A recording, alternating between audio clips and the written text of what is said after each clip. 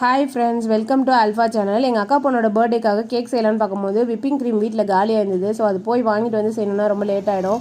அது நம்ம வெளியே போயிட்டதுனால டைமுமே ரொம்ப கம்மியாக தான் இருந்தது. ஜஸ்ட் ஒரு 1 hour 1.5 hourக்குள்ளே செய்கிற மாதிரி என்ன கேக் செய்யலாம்னு யோசிக்கும் போது இந்த ப்ரௌனி ஸ்லாப் பர்த்டே கேக் வந்து ஞாபகம் வந்தது. ஸோ அதுக்காக நான் வந்து 1/2 kg ப்ரௌனி ரெடி பண்ணியிருக்கேன். இது வந்து பேட்டர் ரெடி பண்ணி குக் பண்ணிவிட்டு அது கூல்டவுன் ஆகிற டைமுக்குள்ளே நம்ம வந்து அந்த ட்ரிப்பிங் வந்து ரெடி பண்ணிடலாம். அதுக்கு வந்து ஃப்ரெஷ் க்ரீமும் டார்க் சாக்லேட்டும் மெல்ட் பண்ணி ரெடி பண்ணி வச்சுருக்கேன்.